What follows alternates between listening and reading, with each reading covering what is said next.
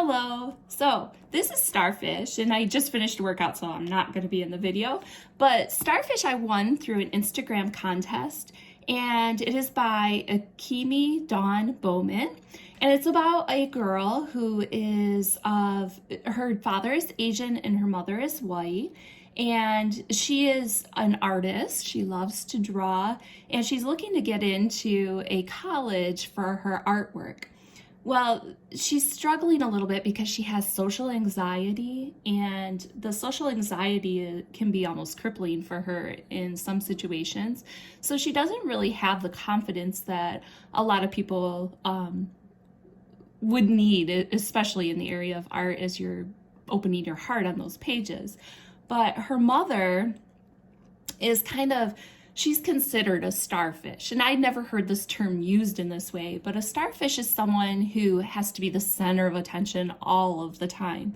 And for someone who needs to be the center of attention all the time, she has a daughter who has this social anxiety and is kind of forgotten a lot or overlooked because she's so quiet. And when there's someone who is around a starfish, they keep trying to validate that starfish's feelings, but this poor girl, she's being lost in the mix of it all. She's just constantly validating mom, and mom is overlooking her voice, her daughter's voice, and it's hurting her, of course. She ends up hanging out with Jesi, and Jesi is trying to encourage her to step outside of the box and try different things with her artwork. And I'm especially, I loved this part where she meets this artist gentleman, and he's talking about what beauty is. And she keeps drawing these pictures of different faces, and all the faces are like what you see in magazines. It's not none of them look Asian mixed like she is. And he asked her instructor asked her, well, why don't you draw pictures of people with your face? And she goes, I don't feel beautiful. She never sees herself as beautiful. She sees her mother as beautiful because she has blonde hair and blue eyes and pale skin, but she doesn't see the beauty in herself. And so throughout the book, she's learning how to find the beauty and step outside of those boundaries and separate herself from the starfish a little bit, but still loving her and understanding that her mother has issues to deal with too.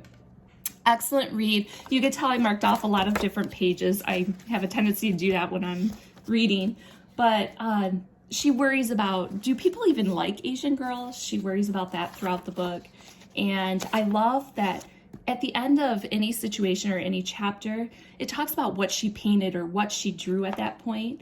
So here she says, I paint a girl with wings instead of arms, flying along the border where darkness becomes light, unsure of where she's supposed to be. And each time it's just something like that, except one day she doesn't draw anything because she's feeling lost. But here she draws a girl living on the edge of a crescent moon, staring down on the earth and not missing it all. So she's starting to find herself at that point. And I love that when she realizes, oh, wow, the faces that I draw don't include me. It says, the faces I draw rarely change. Like they come from cookie cutter molds. None of them ever look like me.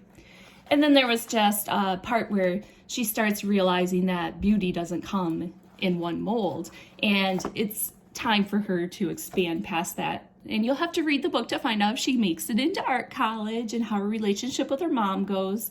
But excellent read, and thank you so much for sending me this copy. I love it, love it, love it, love it. So thank you. Have a great night.